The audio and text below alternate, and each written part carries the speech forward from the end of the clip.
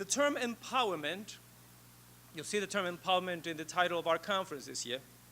The term empowerment recurs in our discussions so much precisely because of how little power we know we possess.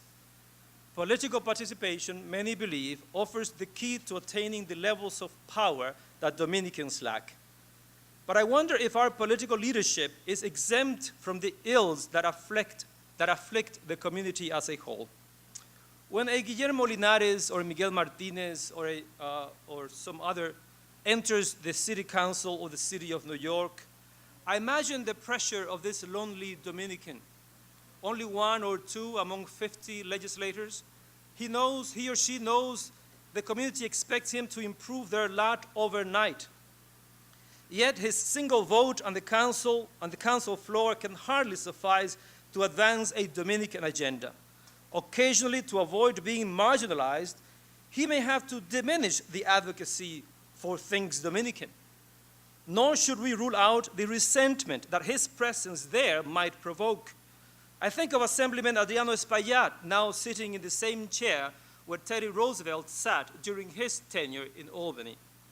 I wonder if his peers in the Assembly welcomed him in earnest, and if they, including the Black and Hispanic brothers and sisters, truly wished to have a Dominican come on board as their equal. Some honorables in the city and the state have been known to ventilate anti-Dominican sentiments. For them, one Dominican in their midst is simply too many Dominicans. I empathize with the tenuous predicament of our political leadership as they enter the corridors of power in the legislature or in the policy-making structures of school systems. Dominicans are suspect. Dr. Hugo Morales is suspect as the one Dominican member of the CUNY Board of Trustees. And there are people who wish he were not there. Similarly, Dr. Ramona Hernandez elicited suspicion during her tenure as the one Hispanic member of Mayor Michael Bloomberg's Advisory Board on Education. Many of our brothers and sisters in political and educational structures do not regard Dominicans as legitimate representatives of all Latino causes, of pan-Latino causes, a role which seems natural when performed by Mexican Americans, Puerto Ricans, and Cuban Americans. But apparently, Dominicans can only speak for Dominicans. When they become administrators or policymakers, our compatriots come under scrutiny for any bias toward their people. This can produce in them a compulsion to show otherwise. When a Dominican principal first came to George Washington High School many years ago, he hurried to affirm in public that he harbored no favoritism towards Dominicans.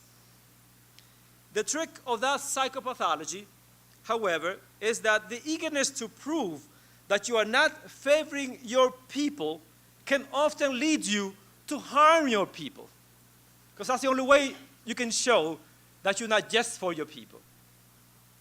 My father knew this phenomenon very well from his occasional boxing days in his youth. He hated it every time he had a friend for referee. For whenever there was a tight decision to be made, his friend, anxious to appear truly impartial, would rule against him, because he knew he would get no flack from his friend. Dominicans in the political and educational arenas must strive to achieve the perception of impartiality in graphic ways.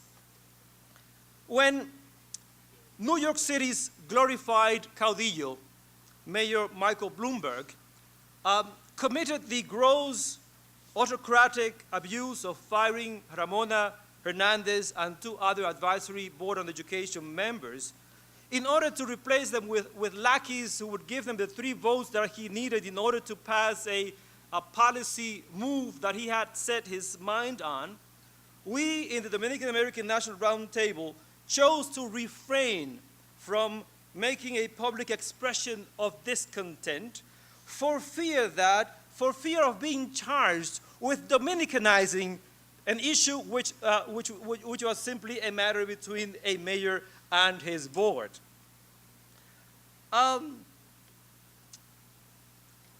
The folks in Staten Island were less shy about repudiating the mayor's action against their member.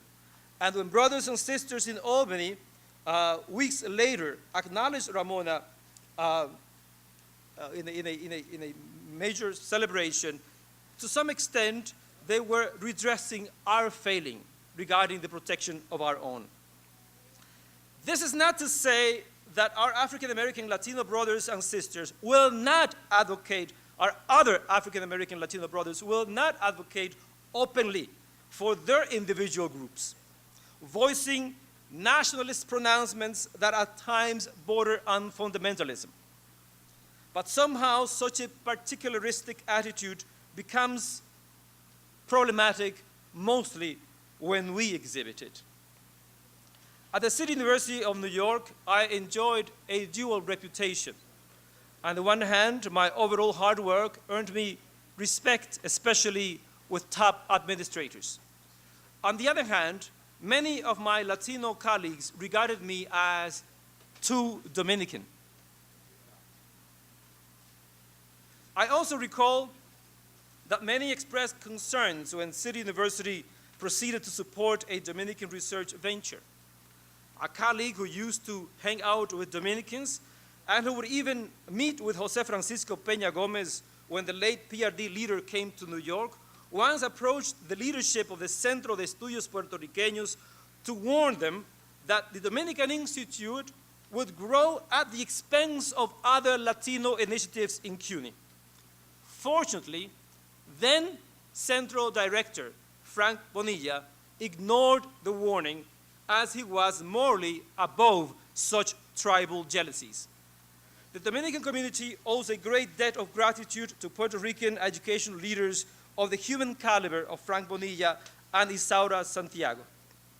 Isaura paid dearly on account of the Dominican of her Dominican problem. She presumably permitted a Dominican takeover of Hostos Community College. This, of course, could only have referred to the demographic shift of the student population, which had become predominantly Dominican, though there was 0 Dominican in the administration and only 2 in the faculty.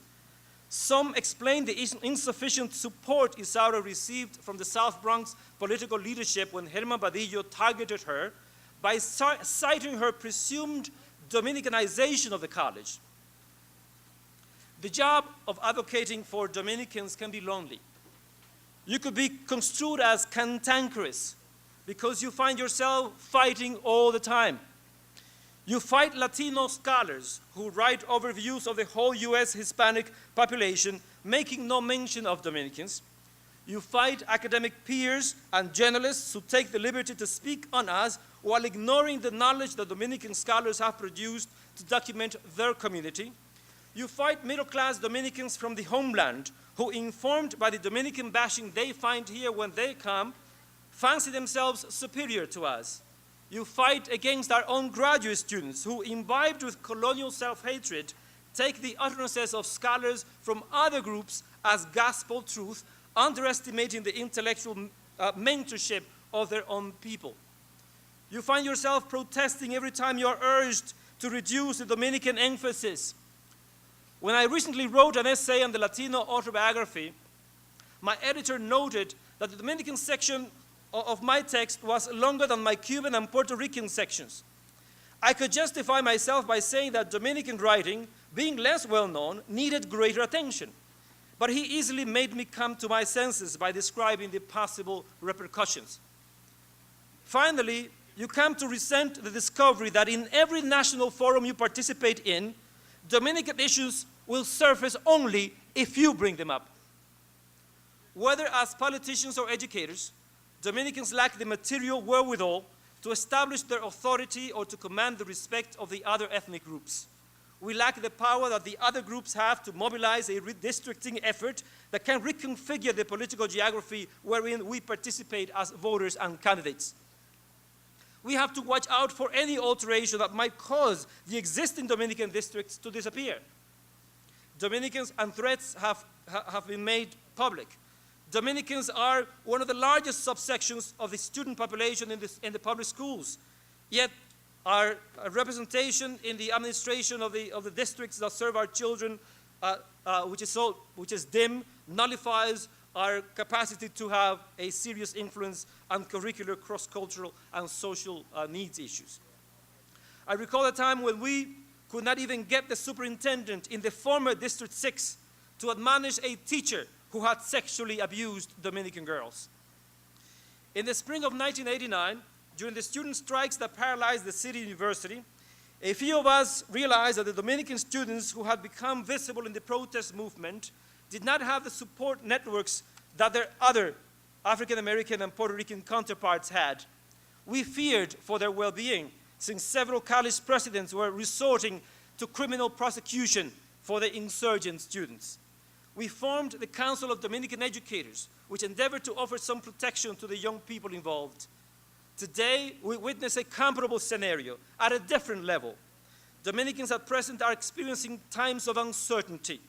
The country's overall economy is faring poorly, and fear of downright physical harm from known and imagined sources pervades the minds of the US population in an unprecedented manner.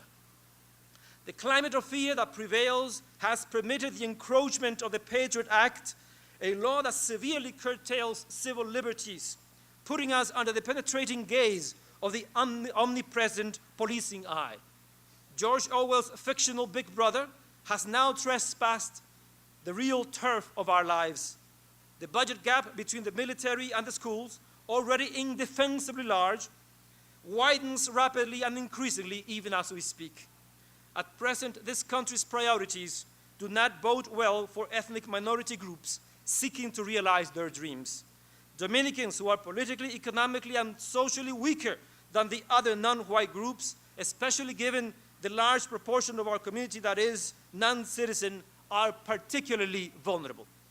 The Dominican community as a whole needs protection, but ironically, our leaders find themselves in a difficult bind. They must conduct themselves diplomatically and tactfully towards those peers whose support they need and whose enmity they cannot afford to incur. As we gather here on this 7th annual conference of the Dominican American National Roundtable, we rejoice at the large number of non-Dominican elected and appointed officials who have deigned to accept our invitation. We take the honor of their presence as symbolic of their potential support. We offer them attentive audiences for their speeches, hoping that the words of solidarity that the occasion elicits from them will translate into concrete evidence of their being really on our side. If after this ceremonious occasion their actions suggest otherwise, we try next year again and content ourselves with the symbolism of it all. I envision, and I would like to ask you to accompany me in envisioning, a time when the aspiration of community empowerment will materialize for Dominicans. Then we will know that it has happened when our leadership feels it can dare to screen the dignitaries to ascertain their actual support of the community before lending them a forum. When questions such as, what have you really done for Dominicans, become relevant. When we are able to exclude dignitaries on account of questionable track records regarding our community, or when they count themselves lucky at being invited by us, we will know then we have arrived. Until then, I would urge that we refrain from asking of our leaders in the legislature and the school policy arena more than their limited power can allow them to deliver, and that we consider that some crucial points they might need our support. Thank you very much, and have a great conference.